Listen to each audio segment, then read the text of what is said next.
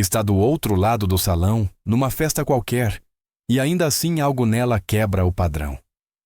Não levanta a voz nem tenta se destacar, mas as conversas parecem girar ao seu redor. Os homens se aproximam naturalmente, quase sem perceber, como se houvesse uma força silenciosa, empurrando-os em sua direção. Ela escuta, sorri, responde com calma. Tudo flui com uma facilidade inquietante. Quando finalmente te apresentam, acontece algo que você não esperava. Em poucos minutos, ela te faz sentir visto, compreendido, especial. Faz as perguntas exatas, ri no momento certo e mantém o contato visual pelo tempo preciso para criar uma sensação de cumplicidade. Não de mais, não de menos. A impressão é intensa, quase íntima. Como se existisse uma conexão que ninguém mais na sala pudesse entender. E você sente de verdade, sente que se encaixam, que há química, que algo clicou. Mas sob essa emoção, aparece um desconforto sutil, difícil de nomear. Não é desconfiança nem frieza. Ao contrário, tudo parece muito confortável. Fala de temas pessoais sem hesitação. Navega por territórios emocionais com uma desenvoltura surpreendente. Lê suas reações quase instantaneamente e ajusta as suas com precisão. Se percebe dúvida, suaviza o tom. Se nota interesse, aumenta ligeiramente a intensidade. Não há silêncios incômodos, não há tropeços, nada parece improvisado. A maioria interpreta isso como confiança, maturidade emocional ou uma química extraordinária. Pensam que encontraram algo raro, quase perfeito. O que poucos se perguntam é como alguém pode se mover com tanta destreza por espaços que normalmente exigem tempo, imperícia e cautela. A intimidade autêntica geralmente se constrói devagar. Inclui pausas, inseguranças e pequenos medos que vão sendo superados. Aqui não há nada disso. Tudo acontece rápido, limpo, polido. Como se essa mesma troca já tivesse acontecido muitas vezes antes, com diferentes pessoas, em diferentes lugares, seguindo um padrão muito parecido.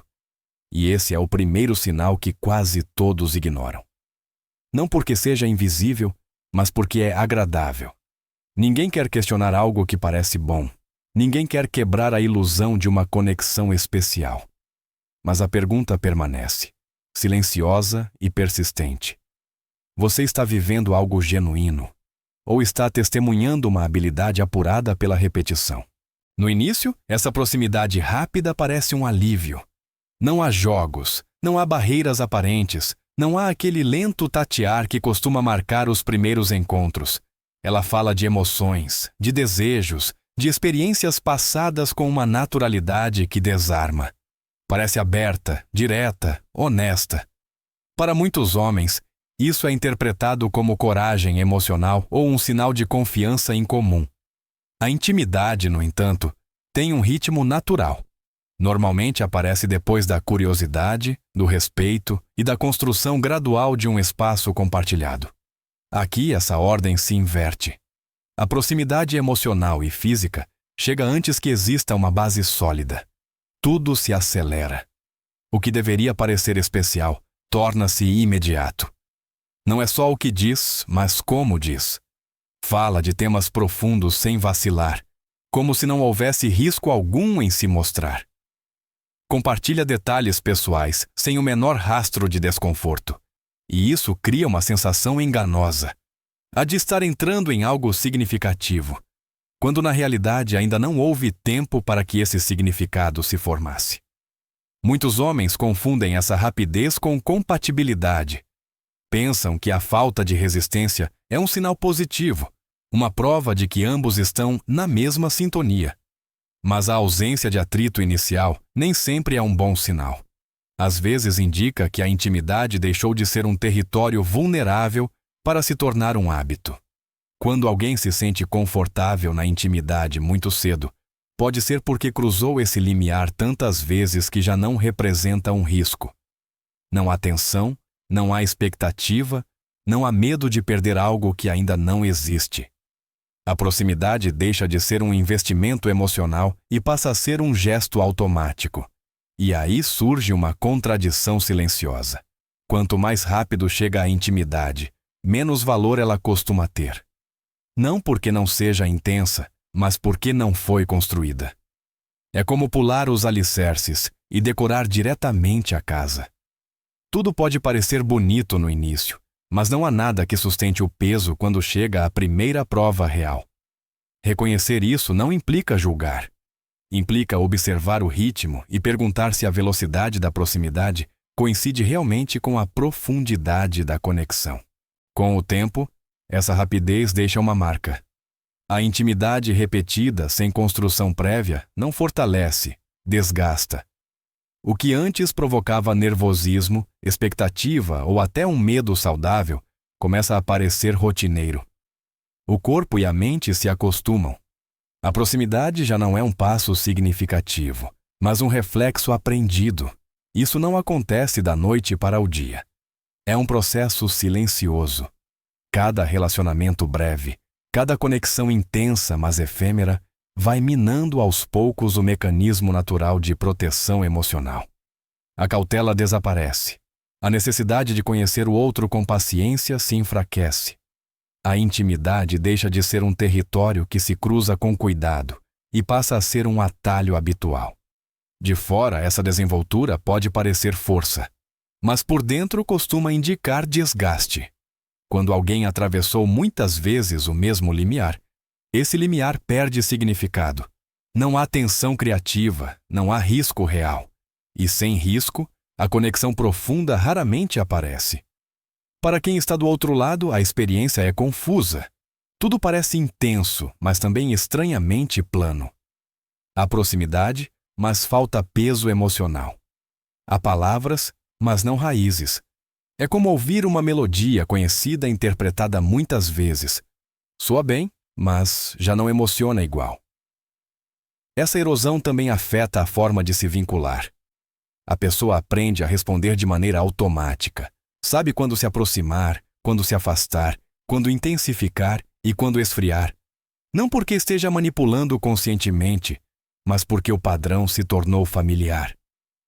O corpo lembra o que a emoção já não questiona. O problema é que a intimidade autêntica precisa de atrito, incerteza e tempo. Precisa que exista algo a perder. Quando tudo parece seguro desde o primeiro momento, geralmente é porque já não há nada em jogo. E sem nada em jogo, o vínculo fica na superfície, mesmo que pareça profundo. Entender essa erosão não é acusar ninguém. É reconhecer que a repetição sem pausa transforma a intimidade em rotina e a rotina em vazio emocional. Quando a intimidade se torna rotineira, aparecem duas formas de defesa que, embora opostas, produzem o mesmo resultado. A primeira é a abertura excessiva. Tudo é compartilhado muito cedo. Emoções, experiências, pensamentos profundos vêm à tona sem filtro. Não há seleção nem tempo. Parece honestidade absoluta, mas na verdade é uma maneira de evitar o risco de construir algo aos poucos. A segunda defesa é o extremo oposto. Após essa proximidade inicial, surge uma barreira invisível. De repente há temas que não são tocados, perguntas que são esquivadas, silêncios que já não convidam, mas separam. A pessoa está presente, mas emocionalmente inacessível. Escuta, responde, mas não se deixa alcançar. Ambos os padrões confundem quem tenta se aproximar. No primeiro caso, a superexposição cria uma ilusão de profundidade que se dissolve rápido. No segundo, a distância aparece justamente quando a verdadeira conexão deveria começar. A mensagem implícita é a mesma. Até aqui, não mais. Essas defesas nem sempre são conscientes. Muitas vezes nascem da experiência acumulada. Depois de repetir o mesmo ciclo várias vezes, a mente aprende a se proteger, ou mostra tudo de uma vez para não arriscar perder, ou se fecha antes que algo possa doer. Em ambos os casos, a vulnerabilidade real fica de fora. Para quem está do outro lado, a sensação é frustrante. Há momentos de proximidade intensa, seguidos de uma frieza inexplicável.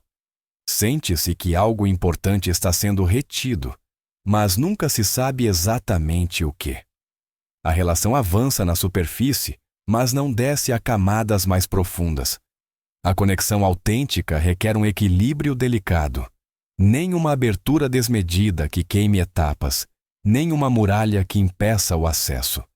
Quando uma pessoa oscila entre esses dois extremos, geralmente é sinal de que a intimidade já não é um espaço seguro, mas um terreno que se controla para evitar perder o controle. Com o passar do tempo, começa a aparecer uma sensação difícil de explicar. Não importa o quanto você se esforce, o quanto invista emocionalmente ou quanta paciência coloque na mesa, a relação parece não avançar. Há proximidade, há momentos intensos, até há intimidade, mas sempre se sente que algo fica aquém. Como se existisse um limite invisível que não pode ser cruzado. Tudo funciona até certo ponto. As conversas são agradáveis, o vínculo parece estável, mas nunca se aprofunda de verdade. Cada tentativa de ir um pouco além encontra uma resistência suave, quase elegante. Não há discussões claras nem rejeições abertas. Apenas uma mudança de assunto, uma piada, uma distração ou uma retirada sutil que devolve a relação ao nível anterior. Esse teto não é imposto de maneira brusca, é construído com pequenos gestos repetidos. Cada vez que surge uma conversa sobre o futuro, aparece uma ambiguidade calculada. Cada vez que se propõe uma maior implicação emocional, a resposta se torna imprecisa. Tudo fica em uma zona confortável, controlada, onde nada se rompe, mas também nada cresce. Para quem está do outro lado, isso gera uma confusão constante. A relação não é ruim, mas também não satisfaz. Há a sensação de estar sempre prestes a chegar a algo mais profundo, mas sem nunca conseguir. Essa expectativa sustentada desgasta mais do que um conflito aberto, porque não oferece um ponto claro de decisão. Com o tempo, muitos homens começam a se perguntar o que estão fazendo de errado. Assumem que precisam dar mais, ser mais pacientes, compreender melhor. Raramente consideram que o limite não está neles, mas na estrutura emocional da relação. Quando uma pessoa aprendeu a se relacionar sem se aprofundar, esse limite se torna sua zona de segurança. Mantém a conexão sob controle e evita se expor de verdade. O resultado é uma relação que parece avançar, mas que na realidade gira sempre em torno do mesmo ponto, sem nunca cruzar o limiar para uma intimidade autêntica. À medida que a relação avança, você começa a notar detalhes que no início pareciam irrelevantes. Nomes que se repetem, mensagens que chegam em momentos específicos, histórias do passado que nunca terminam de se fechar. Não são grandes bandeiras vermelhas. São fios finos que, ao se unirem, formam uma rede difícil de ignorar. Sempre há homens por perto. Amigos de toda a vida, ex-parceiros com quem ainda existe contato, conhecidos que aparecem e desaparecem sem uma explicação clara. Cada um ocupa um lugar específico. Nenhum parece uma ameaça direta, mas todos cumprem uma função. Oferecem atenção, validação, presença. Mantém ativo um fluxo constante de interesse.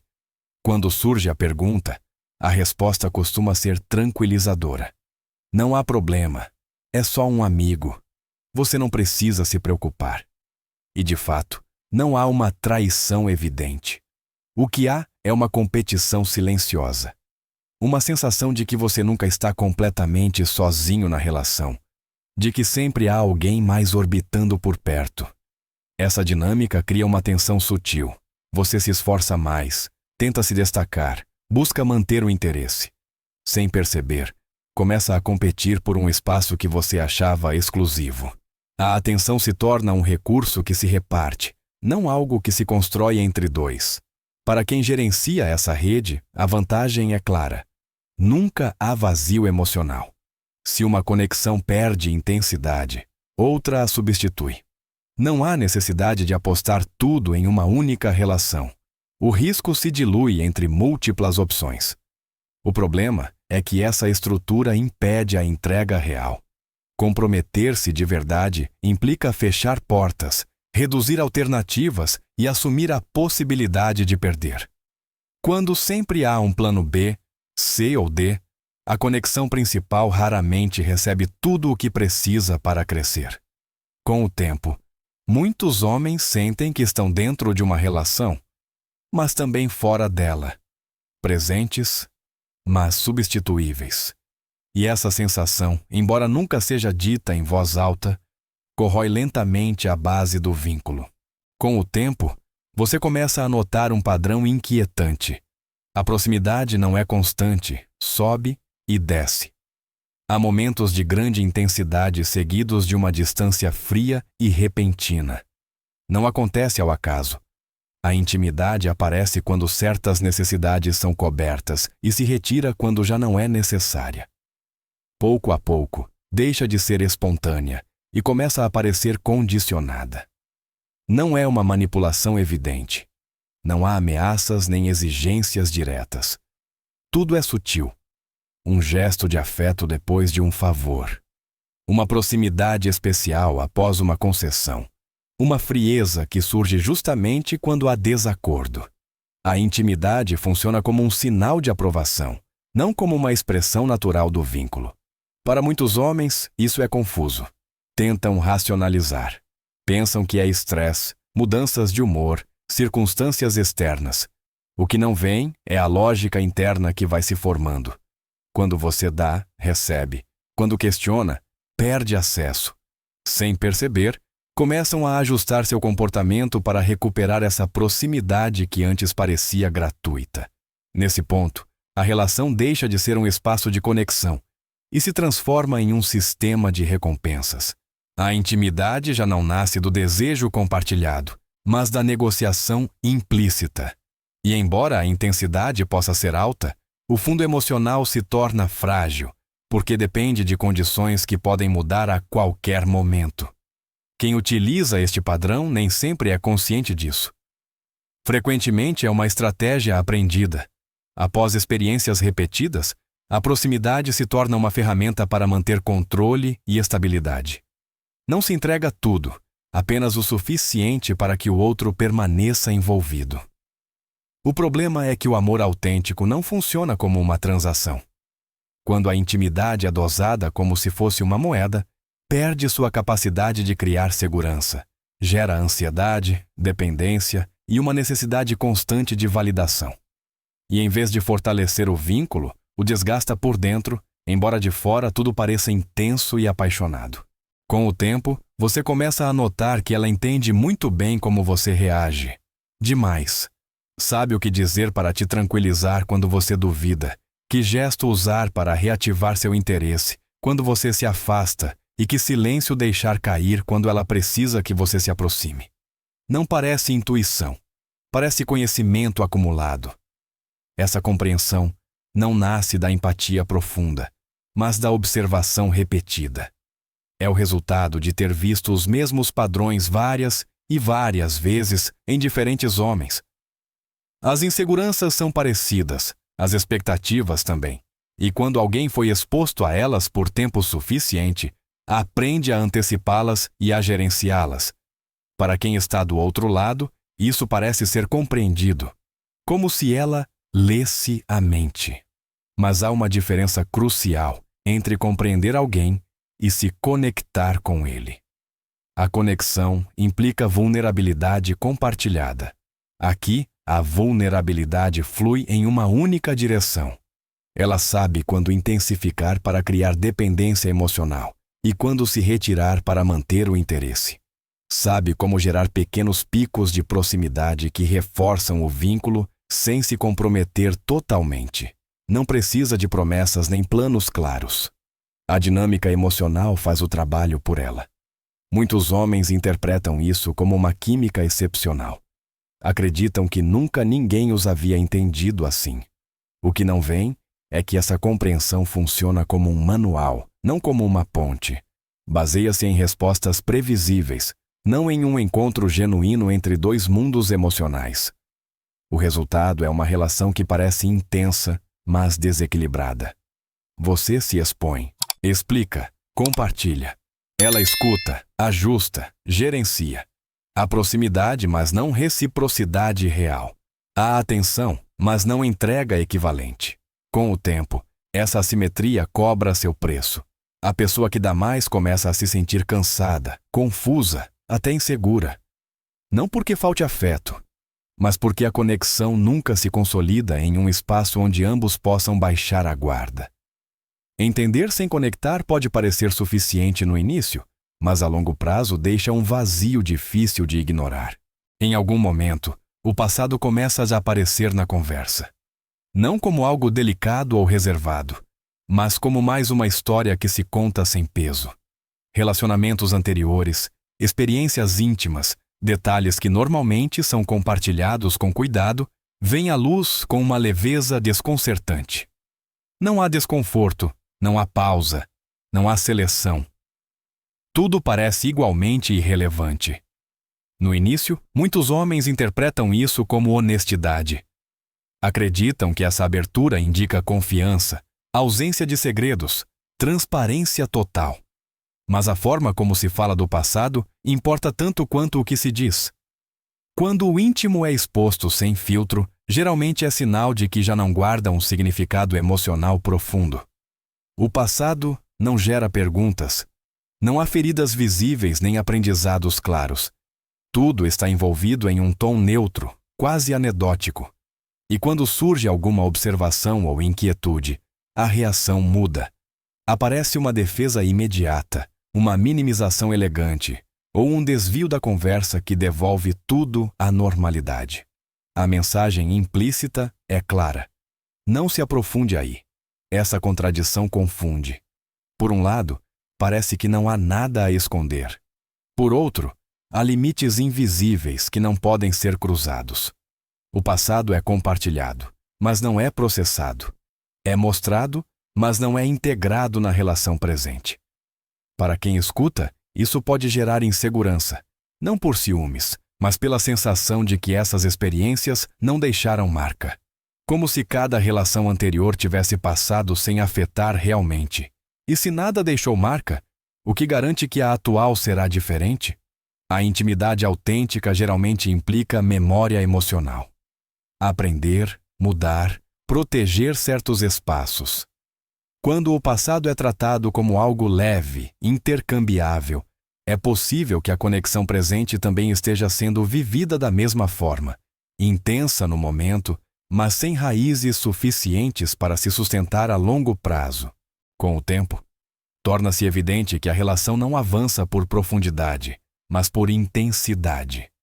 Tudo funciona melhor quando há emoção alta, quando algo se acende. Mensagens constantes, gestos chamativos, momentos de proximidade carregados de adrenalina. Mas quando a energia baixa, quando aparece a calma natural de qualquer vínculo estável, algo se rompe. A intensidade se torna o motor principal. Não há espaço para o cotidiano, para a tranquilidade compartilhada, para a simples presença sem estímulos. Quando a relação entra em um ritmo normal, surge inquietude. Aparece o tédio, a necessidade de provocar algo, qualquer coisa que devolva a sensação de estar vivos. Aqui as redes sociais desempenham um papel fundamental. Cada notificação, cada reação, cada mensagem funciona como uma pequena dose de validação. A atenção externa não é um complemento, é uma fonte constante de energia emocional. E quando essa atenção diminui, busca-se ativamente em outros lugares. Para quem está dentro da relação, isso gera uma pressão silenciosa. Sente que deve manter o interesse, competir com estímulos externos, oferecer algo mais para não ser relegado. A conexão deixa de ser um refúgio e se torna um palco onde é preciso performar. Esse padrão cria um ciclo exaustivo. A relação sobe rápido, atinge picos emocionais intensos e depois cai. Para compensar a queda, é necessário um novo estímulo, uma discussão, uma reconciliação apaixonada, um momento dramático. Algo que quebre a monotonia.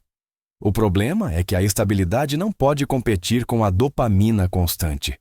O vínculo profundo se constrói na repetição tranquila, não na excitação permanente. Quando alguém se acostuma à intensidade como norma, qualquer relação saudável começa a parecer insuficiente. E assim, sem perceber, a pessoa não busca conexão, mas estimulação. Não busca compartilhar a vida com alguém, mas sentir algo forte, uma e outra vez, mesmo que isso implique desgastar cada relação antes que ela tenha a oportunidade de amadurecer. Quando a relação começa a insinuar passos mais sérios, surge uma resistência difícil de ignorar. Falar do futuro se torna desconfortável. Os planos de médio prazo ficam no ar. As decisões importantes são adiadas uma e outra vez. Sempre há uma razão válida, uma desculpa razoável, uma circunstância que impede avançar agora, mas promete fazê-lo mais tarde. Essa evitação geralmente não é frontal. Não há um "não quero". Há frases ambíguas, promessas abertas, expectativas que mudam conforme o momento. Os critérios para se comprometer se movem constantemente. O que ontem parecia suficiente, hoje já não é. A sensação é a de estar perseguindo um objetivo que nunca se estabiliza. Nesse ponto aparece outro elemento delicado: o teste de limites. Nem sempre se manifesta como uma solicitação direta. Às vezes é uma sugestão casual, uma expectativa implícita, uma situação que testa o quanto você está disposto a dar. Tempo, energia, apoio emocional e até recursos materiais começam a entrar em jogo. A reação diante de um limite claro revela muito. Se há desconforto quando você diz não, se aparece frieza ou distância quando você não cumpre com uma expectativa não expressa, o padrão se torna evidente. O compromisso não se constrói a partir da reciprocidade, mas da conveniência. É aceito enquanto flui, esfria quando encontra resistência. Para muitos homens, isso é especialmente confuso. Investiram tempo e emoção. Passaram por momentos intensos e sentem que se retirar agora seria perder tudo. Assim, aceitam um estado intermediário. Nem dentro nem fora, nem comprometidos nem livres. Mas uma relação que evita se definir acaba desgastando mais do que um rompimento claro. A ambiguidade constante consome energia e cria insegurança. Quando o compromisso está sempre condicionado a algo mais, deixa de ser uma escolha mútua e se torna uma prova interminável que nunca é superada por completo. Chegados a este ponto, a tentação é julgar, colocar rótulos, buscar culpados. Mas esse impulso não ajuda a tomar melhores decisões. O importante não é apontar ninguém, mas entender que tipo de vínculo você está construindo e o que você está disposto a aceitar dentro dele. Os sinais de que falamos não transformam uma pessoa em boa ou má. Revelam padrões, formas de se relacionar que se repetem porque funcionaram antes, porque reduzem o risco ou porque evitam a dor. O problema aparece quando esses padrões colidem com o que você precisa para se sentir seguro, respeitado e realmente conectado. A clareza emocional não surge de exigir explicações intermináveis, mas de observar comportamentos consistentes ao longo do tempo. Não o que alguém promete quando tudo é intenso, mas o que sustenta quando a emoção baixa. Não a proximidade que aparece como recompensa, mas a que permanece quando não há nada a negociar. Escolher bem implica assumir uma responsabilidade incômoda. Aceitar que você não pode mudar a estrutura emocional de outra pessoa. Você pode compreendê-la, empatizar com ela, até sentir compaixão, mas não pode construir profundidade onde a outra parte mantém um teto, nem estabilidade onde a intensidade é a norma. Às vezes, proteger seus padrões significa renunciar a relações que parecem poderosas, mas não seguras. Significa distinguir entre química e compatibilidade, entre atenção e compromisso, entre te entender e se entregar a você.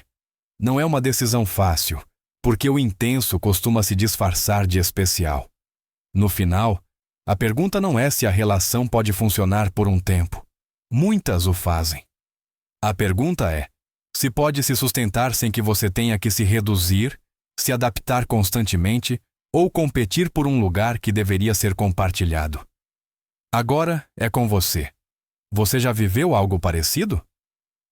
Acha que esses sinais são alertas necessários ou simples interpretações exageradas? Compartilhe seu ponto de vista nos comentários.